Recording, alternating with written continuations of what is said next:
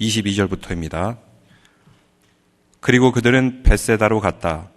사람들이 눈먼 사람 하나를 예수께 데리고 와서 손을 대주시기를 간청하였다.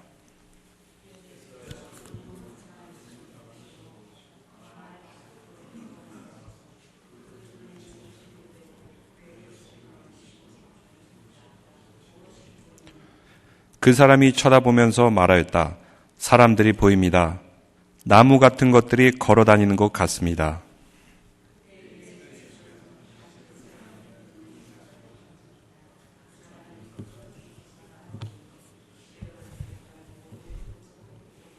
같이 읽겠습니다. 예수께서 그를 집으로 돌려보내시며 말씀하셨다. 마을로 들어가지 말아라. 아멘. 사순절 둘째 주일을 맞이했습니다. 주님이 오심을 기다리는 기쁨과 감사와 소망이 여러분의 가정과 삶에 넘치기를 주님의 이름으로 축원합니다. 오늘 말씀을 이해하기 위해서는 그 전 말씀을 이해할 필요가 있습니다. 제가 마가복음을 계속해서 강해해 나가면서 마지막 시간에 무슨 말씀을 드렸죠?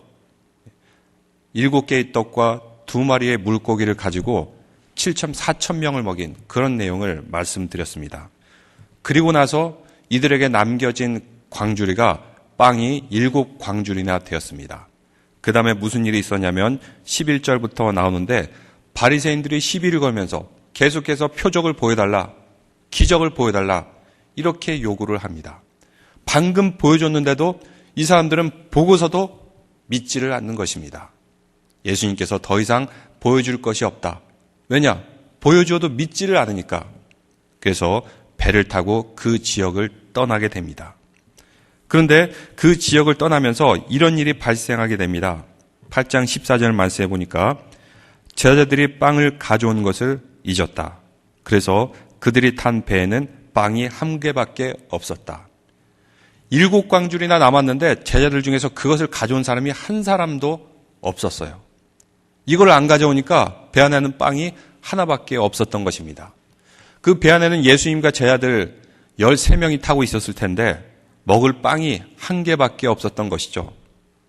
예수님께서 이렇게 말씀하십니다. 예수께서 제자들에게 경고하여 말씀하셨다. 너희는 주의하여라. 바리새파 사람의 누룩과 헤롯의 누룩을 조심하여라. 예수님께서는 아까 만난 바리새파 사람들을 주의하여라. 그들이 나쁜 영성으로부터 영향을 받지 않도록 조심하여라. 이렇게 말씀을 하셨는데 제자들은 어떻게 들었냐면은 16절에 뭐라 그럽니까? 제자들은 수근거리기를 우리에게 빵이 없어서 그러시는가 보다 하였다.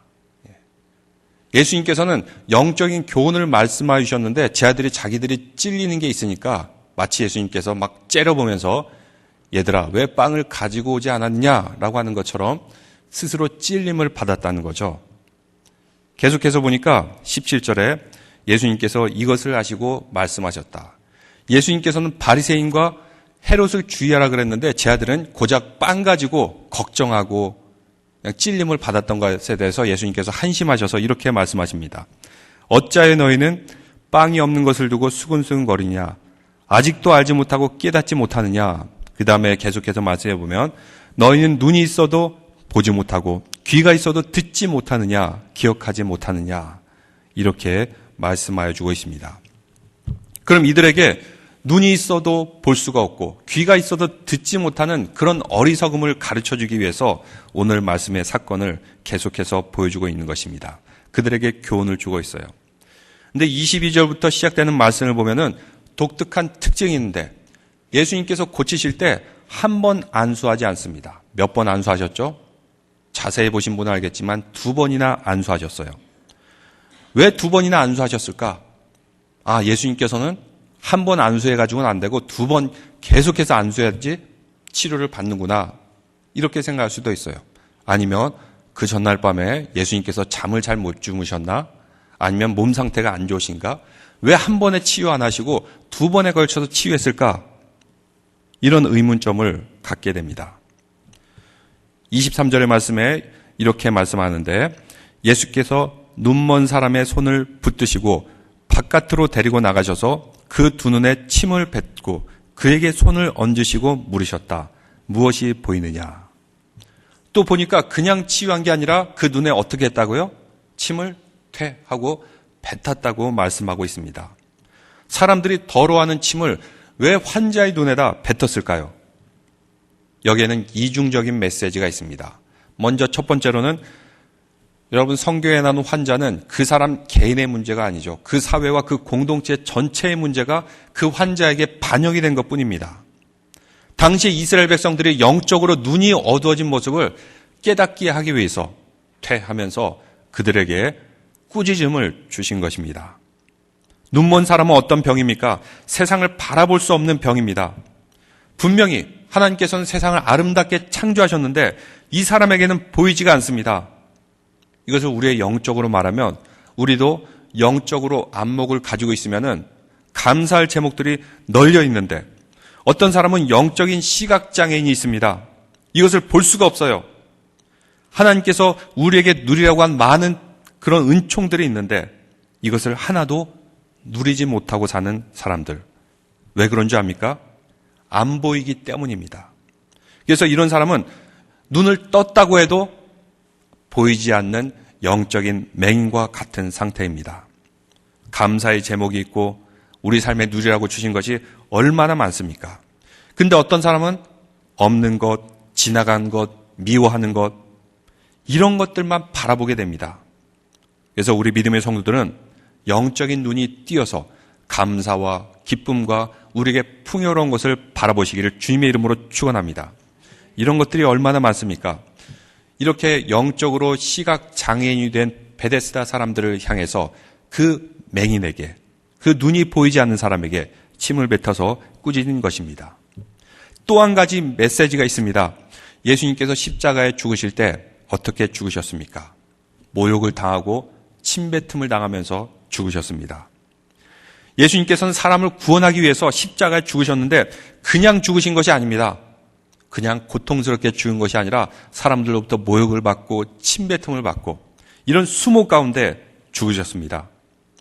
그래서 한 사람이 회복되고 고침받는 것은 그냥 저절로 고침받는 것이 아니라 이렇게 침뱉음을 당한 것과 같은 모욕 가운데 이것을 대신 짊어지고 죄를 대신 짊어져야지만 회복과 구원이 있다는 것을 예수님께서 보여주고 있습니다. 이 눈이 보이지 않는 사람 스스로 예수님께로 나올 수 있는 상태가 아니었습니다. 자신의 힘으로 나올 수 없었습니다. 다시 말하면 자기가 주체적인 생각을 가지고 하나님 앞에 나올 수 없는 사람이었습니다. 누군가 데리고 나와야 됐습니다. 스스로의 발걸음이 아니라 누군가 감고 나고 누군가 안내해야지만 올 수 있었습니다. 이러한 영적인 맹인들이 얼마나 많이 있습니까? 자신의 상태에 대해서 갈급함이 없습니다. 무엇이 고쳐져야 되는지, 내가 눈이 보이지 않아서 고통스러운지 이거를 알지 못해서 갈급함이 없어요. 이 사람은 자신의 모든 것이 수동적인 상태로 놓여 있음을 보여주게 됩니다. 예수님께서는 이런 그에게 깨어나라고 그에게 꾸짖음을 주기 위해서 침을 뱉으셨던 것입니다. 이 의미가 무엇입니까? 이렇게 침을 뱉는다는 것은 다시는 이렇게 살지 말아라. 베스다 백성들아, 너희들은 이렇게 살아서는 안 된다. 라고 하면서 그들에게 아주 어떻게 보면 강한 메시지로 꾸짖음을 주신 것입니다. 또 이 맹인을 고칠 때 예수님께서는 2번이나 안수하셨는데 다른 성경에서는 1번 안수하면 낫게 됩니다. 근데 오늘 말씀에서는 2번이나 안수를 하는데 보이는 단계가 그때마다 달라집니다. 그래서 23절에 첫 번째로 안수하실 때 그 사람의 손을 붙드시고 나가셨다. 그 사람의 손을 붙들었다. 이렇게 말씀하고 있습니다. 그리고 데리고 나갔다. 손을 얹고 물으셨다. 보이느냐? 첫 번째 안수하실 때 마을 밖으로 나가고 예수님과 직접 대면하게 됩니다. 왜 그랬죠? 문제와 병으로부터 고침받기 위해서는 예수님과 직접적인 대면이 필요했기 때문입니다. 나와 하나님과의 관계가 먼저 우선돼야 된다는 것입니다. 우리 삶에 수많은 문제가 있고 장애가 있습니다. 가정에서, 부부 사이에서, 자녀와 또 공동체 가운데서, 이웃 가운데 문제가 생기는데 그 근본적인 영적인 것은 그 사람 개인과의 문제가 아니에요. 왜 그럴까요? 하나님과의 관계에 문제가 생겼기 때문에 이것이 현상으로 관계 속에서, 공동체 속에서 문제가 드러나는 것 뿐입니다. 절대로 그 개인의 문제가 아닙니다. 하나님과의 관계의 문제라는 것입니다.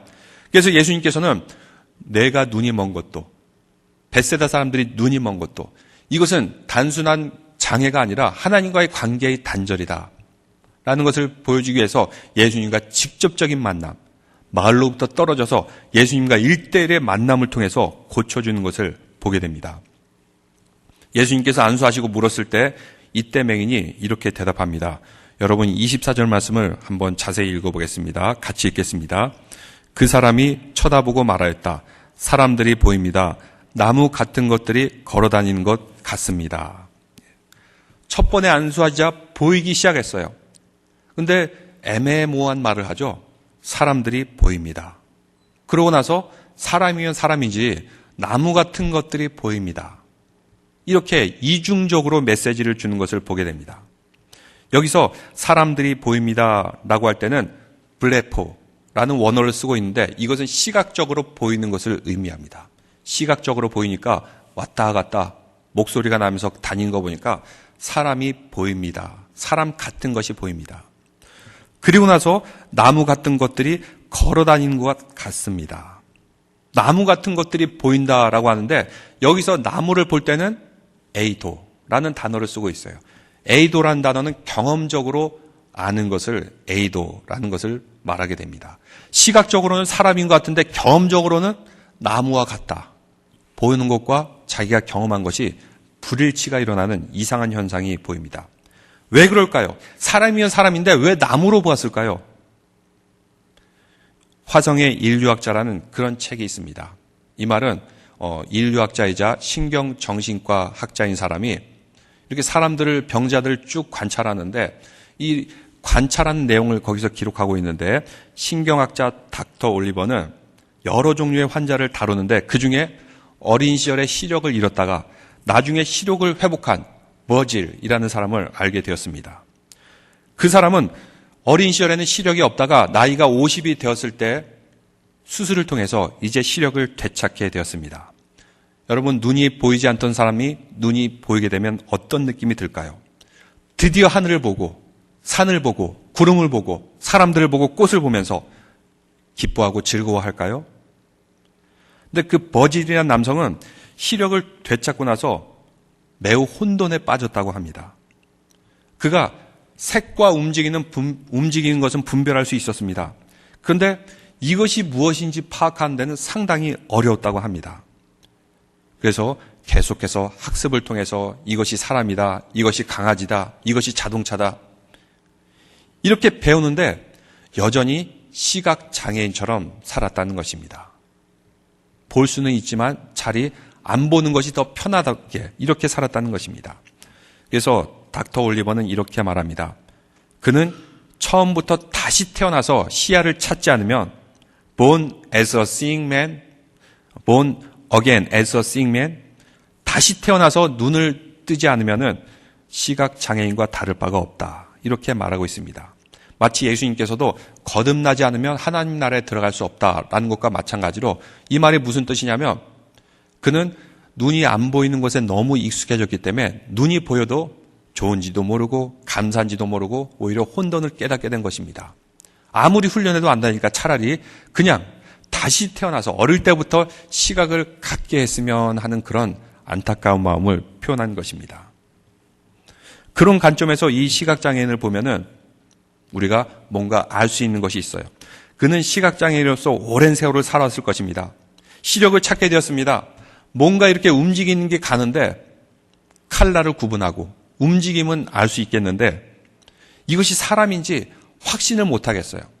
시각장애인으로 살면서 걸어가다 나무를 보면은 몸통이 있고 나뭇가지가 있고 그래서 뭔가 나무가 무엇인지는 경험적으로 감각적으로는 알아요.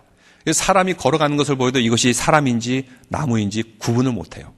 이런 사람은 강아지가 지나가도 이것이 사람인지 강아지인지 구분을 못합니다. 산인지 바다인지 구분도 못하고. 왜냐? 우리는 너무 이렇게 보는 것이 자연스럽지만 어릴 때부터 이것이 끊임없이 훈련되고 이것이 우리가 학습이 되어서 볼 수 있는 거지 우리가 시각만 있다고 무조건 볼 수 있는 것이 아니기 때문입니다. 눈이 보이지 않는 이 사람도 마찬가지입니다. 이제 눈이 떠졌어요. 시각은 갖게 되었는데 이것이 사람인지 나무인지 구분을 못하는 그런 단계. 어떤 느낌일까? 이렇게 생각을 해봤어요. 여러분, 추상화라는 그림을 본 적이 있습니까? 유명한 추상화를 보는데 까만색, 빨간색, 하얀색, 보라색 이런 색이 있는 그런 그림이에요. 이게 뭐냐? 그러면서 유명한 작품이라 그래요. 제목은 꽃. 꽃을 이렇게 추상적으로 표현했다 그럽니다. 보면 이것이 꽃인지 나무인지 사람인지 구분을 못하는 그림을 그려놨듯이 아마 오늘 보이지 않는 이 사람도 이런 느낌이었을 것입니다. 눈을 뜨면서 세상을 바라보니 오히려 혼돈과 혼란 가운데 그는 놓이게 되었을 것입니다. 여러분 참 성경을 보면 이렇게 과학적이지 않습니까? 만약 성경을 지어냈다면 이렇게 했을 거예요. 예수님께서 안수하니까 눈을 딱 떠서 세상이 너무 아름답습니다 하고 감사와 찬양과 영광을 돌릴 것입니다. 아멘. 근데 그렇게 말하지 않아요. 정말 그는 시각장애인이었고 시야는 뜨게 되었는데 그동안 시각을 보는 그 학습을 완전히 잃어버린 것입니다. 그래서 사람인지 나무인지 구분을 못하고 혼돈 가운데 빠져 있는 것입니다.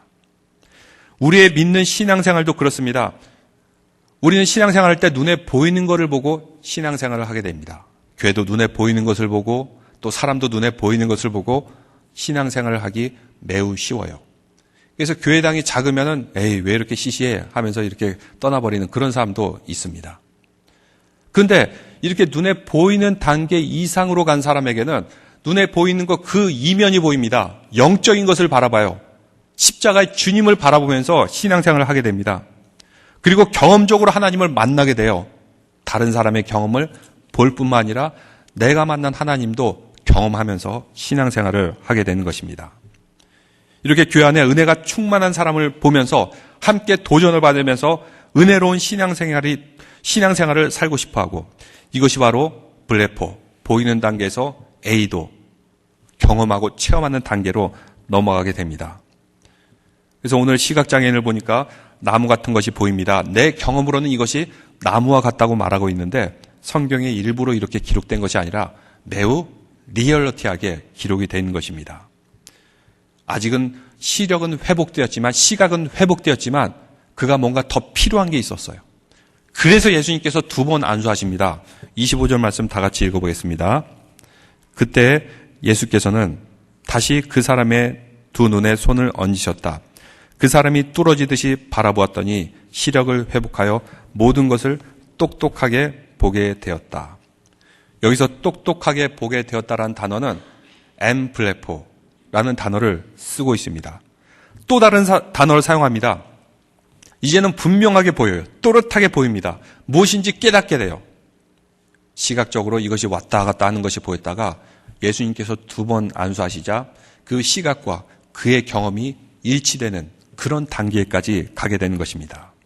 그래서 예수님께서 왜 2번 안수하셨는지 아시겠죠? 첫 번째는 시력을 회복하기 위해. 근데 이것만으로는 부족해요. 이 시력이 나의 경험이 되기 위해서 예수님께서는 2번, 인식의 단계까지 가기 위해서 2번 안수를 하셨던 것입니다. 만약 예수님께서 시력만 회복시켜주고 그냥 가셨다라고 하면은 아까 화성의 인류학자에 나온 그 버질이라는 남성처럼 혼돈과 혼란에 빠져서 다시 눈이 먼 상태를 편하게 생각하고 다시 자기가 살던 영적으로 혼탁한 데 머물렀을 것입니다. 근데 예수님께서는 2번 안수함을 통해서 이제 시각을 넘어선 경험의 신학, 그리고 확실히 알 수 있는 그런 신앙으로 발전하도록 그를 성장시킵니다. 우리의 신앙도 이런 단계가 있습니다. 눈에 보이는 감각만으로 세상을 살게 되면 진실을 볼 수 없어요. 눈에 보이는 감각, 귀에 들리는 소리, 이것만 의지하면은 세상은 혼돈입니다. 허무하고 공허합니다. 하나님께서 만들어 주신 창조의 질서, 이것을 바라볼 수가 없어요. 근데 우리가 더 신앙생활을 깊이함을 통해서 경험의 단계, 깨달음의 단계를 가면 눈에 보이고 들리는 것 그 이상, 그 이면의 진리를 바라보게 됩니다. 아, 이것은 진짜다. 이것은 가짜다. 이것은 트루스인가 아니면 나 트루스인가. 리얼리티 이상, 그 이상을 바라보는 능력에까지 성장하게 된다는 것입니다. 그래서 성경도 처음 볼 때하고도 많이 틀 것입니다. 2번, 3번, 4번, 5번, 10번 계속 보면 볼수록 뭔가 새롭게 깨닫는 것이 있을 것입니다. 똑같은 성경 말씀인데 왜 다르게 다가오죠? 왜 더 깊이 들어가죠? 영적으로 성장하고 성숙하게 되면 이것을 통해서 눈에 보이는 것, 귀에 들리는 것, 이면에 있는 영적인 진리를 깨닫게 되기 때문입니다. 우리가 점점 성숙해지고 달라져야 되지 않습니까? 이것이 바로 블레포, 시각적인 바라봄에서 A도, 경험의 단계, 그리고 이 모든 것을 종합할 수 있는 M 블레포로 뚜렷하게 보면서 신앙생활을 하게 됩니다. 그래서 예수님께서는 26절에 이렇게 말씀하십니다. 26절 같이 읽겠습니다. 예수께서 그를 집으로 돌려보내시며 말씀하셨다. 마을로 들어가지 말아라. 마을로 들어가지 말아라. 그가 영적으로 눈에 띄었으면 이제 그가 가야 될 곳도 악한 곳, 그리고 혼탁한 곳, 그곳에 머물지 말라고 얘기해주고 있습니다. 한때 소셜미디어상에 이런 문구가 논란을 일으켰습니다. 영어로 Smoking weed doesn't make me a bad person. 마리아나를 피운다고 해서 이것이 나쁜 사람을 만드는 것은 아니다. Just like going to church doesn't make you a good person. 마찬가지로 교회 다닌다고 좋은 사람을 만드는 것도 아니다. 이렇게 얘기하는 것입니다. 대마초를 피운다고 그 사람을 나쁘게 만드는 것이 아니다. 마찬가지로 교회 다닌다고 그 사람을 다 좋게 만드는 것이 아니다. 얼핏 보면 그럴듯합니다. 그렇죠. 교회 다닌다고 다 좋은 사람이 아니죠.